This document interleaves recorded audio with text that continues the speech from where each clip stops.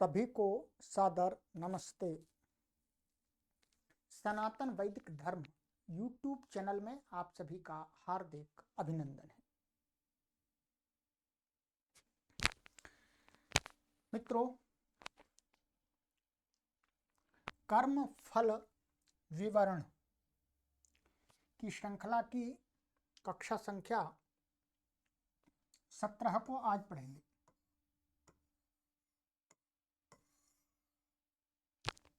ठीक है, ये हमारा चल ही रहा है और आपको सूचना भी देना चाहेंगे कि एक हम दूसरी सीरीज आरंभ करने जा रहे हैं, योग दर्शन।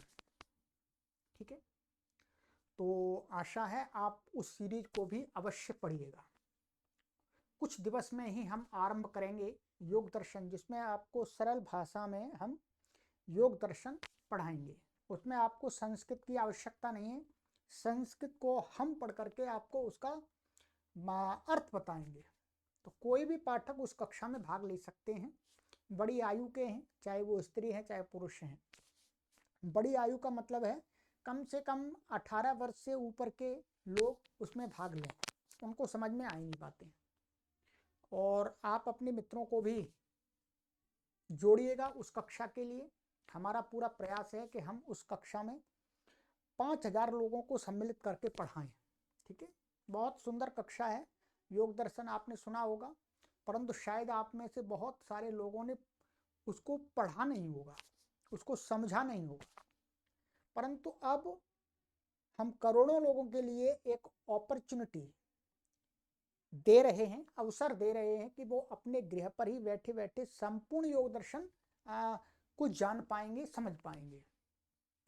देखिएगा, जो योग है, जो फिजिकल एक्सरसाइज, शारीरिक जो व्यायाम, ये योग का एक छोटा सा पार्ट है, बहुत हल्का पार्ट है कहेंगे तो। ठीक है, वस्तुतः वो उसमें आता भी नहीं है, पर थोड़ा सा आता है। परंतु उससे कई गुने भाग उसके अलावा योग क्या है, ये आप में से प्राय करके नहीं पता। तो आप उसको भी जानें कि ये फिजिकल एक्सरसाइज ही योग नहीं है, इसके अलावा और भी योग है, जिसको महर्षि पतंजलि ने बताया है। तो आप सभी, क्योंकि हमारा कार्य तो यही है, सनातन संस्कृति में जो भी विचार हमारे ऋषि मुनियों ने दिए हैं वो आप तक पहुंचाएं। तो आपसे हमारा एक ही निवेदन है कि प्रत्येक पाठक यदि 100 लोगों को जोड़ते हैं उस कक्षा के लिए, तो 5000 आराम से हो सकते हैं हमारे पाठक, कोई परेशान नहीं है। बाकी भविष्य में कोर्स तैयार कर रहे हैं, बाकी जुड़ते जाएंगे, बाद में पढ़ते जाएंगे। ठीक है, परंतु जब हम इतना पुरुषार्थ कर रहे हैं तो आप भी थोड़ा सा पुरुषार्थ कीजिएगा, अधिक से अधिक लोगों तक ये सूचना पहुंचा दीजिएगा, बता दीजिएगा, उनको चैनल का लिंक शेयर कर दीजिएगा, वो जुड़ जाएंगे और कुछ ही दिवस में कक्षा आरंभ हो जाएगी। तो कक्षा का समय हम बता देंगे आपको, और वैसे वास्तव में उस कक्षा को आप कभी भी पढ़ सकते हैं बाद में, और यूट्यूब पर हम इसीलिए काम करते हैं। चलिएगा, तो अभी तक हमने आपको 16 कक्षाएं पढ़ा दी हैं, आज 17वीं कक्षा ले रहे हैं। और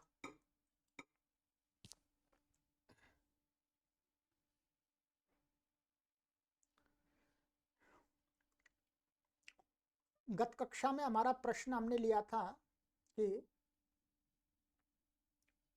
जो प्रायश्चित्त है, प्रायश्चित्त क्या है और क्या प्रायश्चित्त से बुरे कर्मों का फल नष्ट हो जाता है, पाप कर्मों का फल।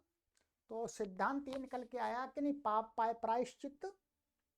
बता दिया था कि कोई भी गलत कार्य करने के बाद जब हमको ज्ञान हो जाए गलत हो गया है, तो उसके प्रति आगे भविष्य में ना करने का दृढ़ संकल्प ही क्या है, प्रायश्चित्त।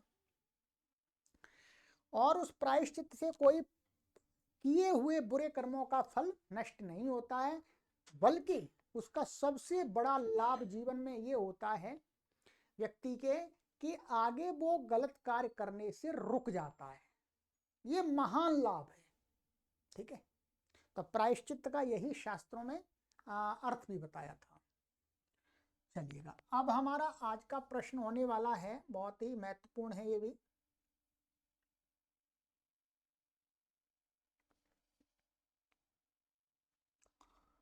प्रश्न है 19वां, कर्म का फल कब मिलता है?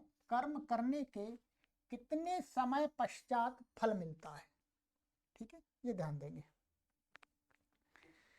ये मन में प्रश्न हो सकता है कि कर्म का जो फल है वो कब मिलता है।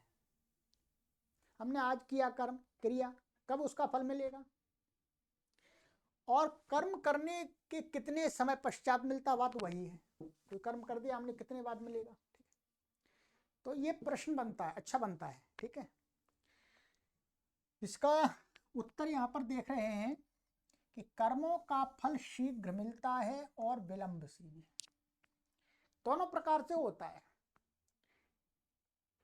किसी कर्म का फल तुरंत मिल जाता है और किसी कर्म का फल विलंब से भी मिलता है, दोनों प्रकार से इसमें देखा जाता है। ये नहीं फिक्स निश्चित नहीं किया जाता कि इस कर्म का फल इतना तब मिलेगा, ये निश्चित नहीं किया जा सकता। हाँ, शीघ्र या विलंब से हो सकता है। यह आवश्यक नहीं है कि कर्म करते ही तत्काल मिल जाए, ये कोई आवश्यक नहीं है कि एकदम कर्म किया ये फल मिल जाए उसका।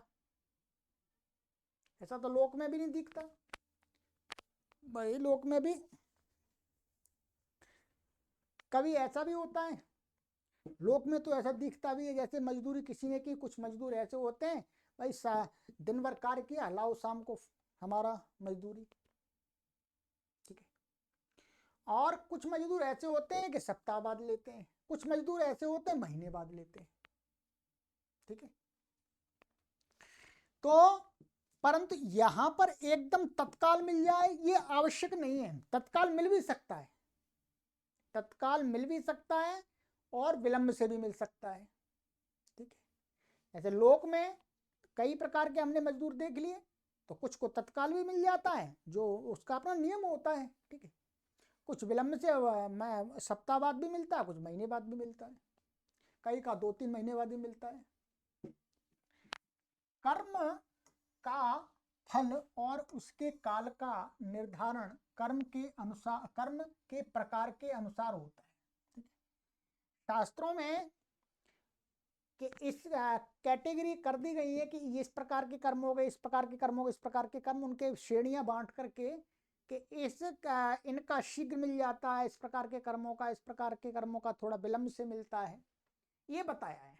ठीक है, तो भाई कर्म का फल और उसके काल का निर्धारण कर्म के प्रकार के अनुसार होता है। किसी कर्म का फल तत्काल भी मिल जाता है, तो किसी का कुछ मास के पश्चात तथा कुछ का वर्षों के पश्चात भी मिलता है। वर्ष भी लग जाते हैं, वर्ष भी लग जाते हैं काफी। ठीक है, जिन कर्मों का फल इस जन्म में नहीं मिलता उनका फल अगले जन्म में मिलता है। कुछ इतना भी विलंब हो जाता है कि इस जन्म में नहीं मिला तो फिर अगले जन्म में मिलेगा। ये है वैदिक जीवात्मा के नित्यत्व की व्यवस्था। ऐसा नहीं कि इस जन्म में ये की जन्म है और कुछ है ही नहीं आगे, जो मिल गया तो ठीक, नहीं मिला तो गट, सब खत्म, ऐसा नहीं है। यहां पर क्या है, जीव क्या है, जो आत्मा नित्य है, वो बार बार शरीरों को धारण करता, आत्मा वही रहता है, शरीर बदलते रहते हैं। कुछ जो पाश्चात्य है, जो विचारक हुए, उन्होंने जो उनका धर्म है उसमें उन्होंने ऐसा माना है कि भाई एक ही जन्म है बस, और इसके बाद कोई जन्म नहीं है, एक ही है, जो कर लो और जो मिल गया तो ठीक है, नहीं मिला तो गया काम से। परंतु वैदिक व्यवस्था में ऐसा अन्याय नहीं है, जो किया है उसका मिलेगा। हाँ, जल्द शीघ्र या विलंब हो सकता है, बस इतना ही है। ठीक है, जिन कर्मों का फल, अच्छा हो गया, फल अगले जन्म में मिलता है। अब उदाहरण के लिए दिखा रहे हैं यहाँ पर। ठीक है, ये उदाहरण से आपको और समझ में आ जाएगा। अनेक उदाहरण हो सकते हैं, आप अपनी तरफ से भी इनके उदाहरणों की कल्पना कर सकते हैं। ठीक है, उदाहरण दे रहे हैं यहाँ पर, पालक आदि सब्जी मात्र 1-2 मास में ही तैयार हो जाती है। पालक आदि जो सब्जी है वो 1 से 2 मास के अंदर पूरी तैयार हो जाती है, कभी 1 मास में हो जाती है, 15 दिन में ही हो जाती है कुछ सब्जियां। गेहूं चना 4-5 मास में होता है। तो गेहूं चना होता है उनको 4 से 5 महीने लग जाते हैं। आम अनार आदि का फल 5 से 6 वर्ष में आते हैं। भाई आम आदि का वृक्ष लगाते हैं तो 6-7 साल लग जाते हैं, 8 साल भी लग जाते हैं, ठीक है। अनार के लिए 2-3 साल मान लीजिएगा, ठीक है। सुपारी नारियल 8-9 वर्ष में आते हैं, ठीक है।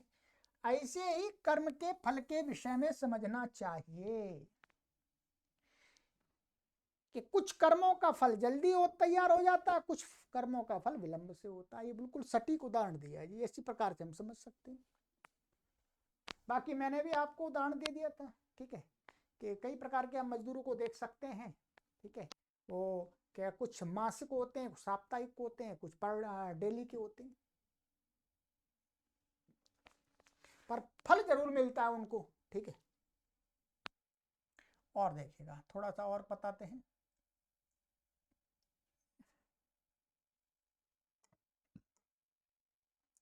जिन कर्मों का फल माता पिता गुरु आचार्य संबंधी स्वामी समाज राजा आदि द्वारा दे दिया जाता है, उनका फल इसी जन्म में मिल जाता है, ठीक है।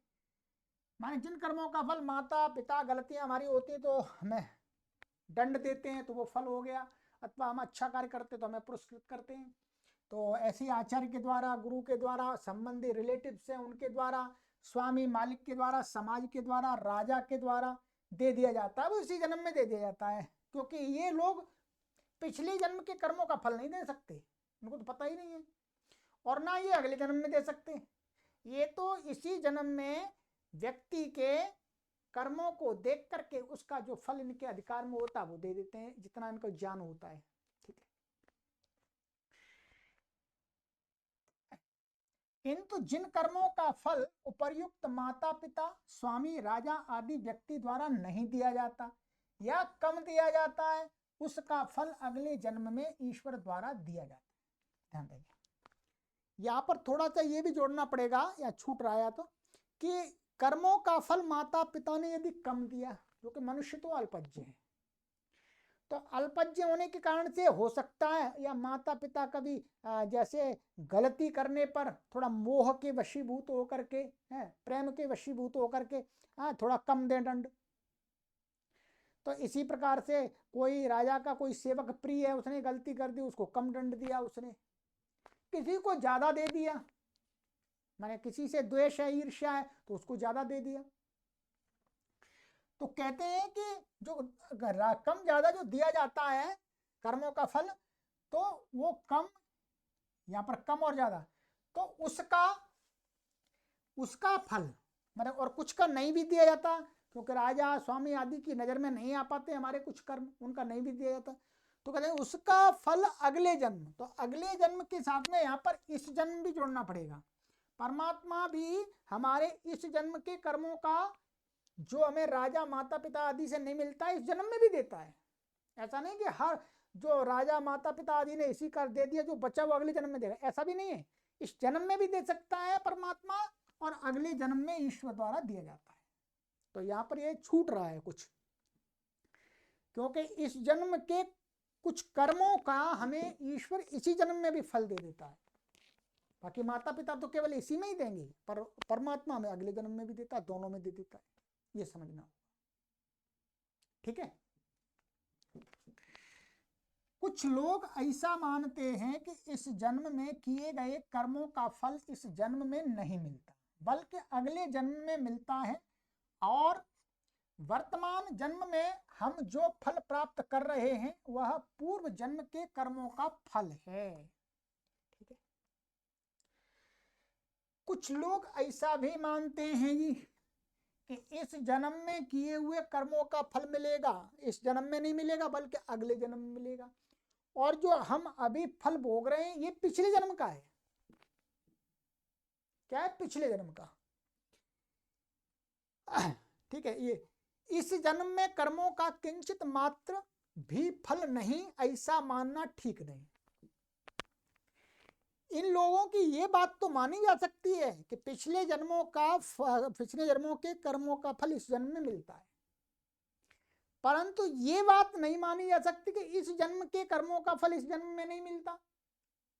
ये इनकी गलत बात है। नहीं, पिछले जन्म के कर्मों का फल तो मिलता है, कुछ का जो शेष रह गए हैं, और इस जन्म के कुछ कर्मों का भी फल मिलता है, और जो शेष रह जाएंगे वो अगले जन्म में मिलेगा। सिद्धांत तो यही है। ऐसा मानना ठीक नहीं, माने सब कुछ पिछले जन्म का ही है, वो ठीक नहीं, इस जन्म का नहीं है। ठीक है, जबकि हम साक्षात देखते हैं भाई, हम स्वामी के यहाँ पर सेवा करते हैं तो उसका फल हमको इसी जन्म में मिल जाता है, कोई पिछले जन्म का तो नहीं है। और कुछ चीजें हम अपने जीवन में ऐसे भी देखते हैं कि हमने जो किया नहीं है फिर भी हमको प्राप्त हो गया है। किस रूप में प्राप्त हुआ है? जाति और भोग। ठीक है, मैं जाति भोग आयु के रूप में प्राप्त हुआ है, वो पिछले जन्म का भी कर्मों का फल है। जो जब हमारा जन्म हुआ तब तो हमने कोई कर्म किया ही नहीं था, तो इसका मतलब पिछले जन्म के कर्म थे वो। अच्छा, ये हुआ। तो ऐसा मानने वाले लोग ठीक नहीं है, वो तर्कानुकूल नहीं है। और इस जीवन में हमें जो सुख दुख मिल रहा है वह सब इसी जीवन के कर्मों का फल नहीं, इसमें बहुत सा भाग पिछले जन्म का भी है, और जो कर्म हम वर्तमान जीवन में कर रहे हैं उन सब का फल इसी जीवन में नहीं मिलेगा। ठीक है, क्या इस जीवन में हमें जो सुख दुख मिल रहा है वह सब इसी जीवन के कर्मों का फल नहीं है? ठीक है, इसमें बहुत सा भाग पिछले जन्म का भी है, और जो कर्म हम वर्तमान में जीवन में कर रहे हैं उन सबका फल इसी जीवन में भी नहीं मिलेगा। ये भी वो नहीं है मिल ही जाएगा सबका, नहीं, कुछ का तो मिलेगा, शेष कर्मों का फल आगे के जन्मों में जीवन में मिलेगा। कब तक? जब तक हमारी मुक्ति नहीं होती तब तक। ठीक है, तो बहुत सुंदर ये सिद्धांत हमको ज्ञात हो गया। ठीक है, तो कर्मों का फल क्या कब मिलता है, कर्म करने के तत्काल बाद मिलता है, पश्चात कितने समय बाद मिलता है, तो इसके बारे में कुल मिलाकर के सार ये निकला कि हमारे कर्मों का फल इस जन्म में शीघ्र भी मिल सकता है, विलंब से भी मिल सकता है, हो सकता है अगले जन्म में भी मिले, और पिछले जन्मों का कर्मों का कुछ फल जो बच गया था शेष, वो इस जन्म में हम भोग रहे होते हैं कुछ। ठीक है, कुछ इस जीवन में जन्म का भी भोगते हैं। कुछ कर्मों का फल विलंब से मिलता है, कुछ का शीघ्र मिल जाता है, कुछ का मध्यम काल में मिलता है। ठीक है, तो इसके बारे में कोई एक सिद्धांत नहीं बना सकते कि भाई इस कर्म का कैटेगरी में इस प्रकार के कर्म करेंगे उनका फल, जैसे हम कोई रोजगार करते हैं, ठीक है, कोई जॉब करते हैं तो उसका फल हमको इसी जन्म में मिलता रहता है, एक जो टाइम होता है तो कर्मों के हिसाब से। ठीक है, कोई हम व्यभिचार आदि करते हैं, कभी छुप करके करते हैं, तो कभी हमने छुप करके किया, किसी को मालूम नहीं पड़ा, तो हमें इस जन्म में उसका फल नहीं मिल पाएगा। परमात्मा हो सकता है अगले जन्म में दे, या परमात्मा हो सकता है हमको विलंब से दे इसी जन्म में। ठीक है, तो ये हमें वहां पर चिंतन करना पड़ेगा अपने कर्मों के विषय में, और ये मान के चलना पड़ेगा फल तो अवश्य मिलेगा, फल विलंब या शीघ्र हो सकता है बस। ठीक है, चलिएगा, अब हमारा अगला प्रश्न है। अगला प्रश्न आएगा,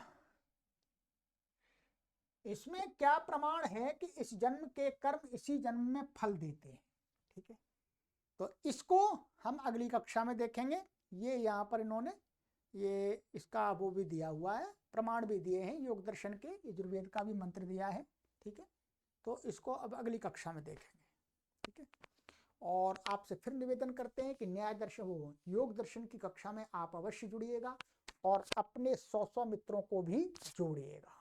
ये बहुत अच्छा कार्य हम कर रहे हैं आपके सहयोग से, परमपिता परमेश्वर की कृपा से, इससे करोड़ों लोग लाभान्वित होंगे, सनातन संस्कृति के वास्तविक स्वरूप को समझेंगे, भटकेंगे नहीं, अंधविश्वासों से बचेंगे। ठीक है, चलिए सभी को सादर नमस्ते।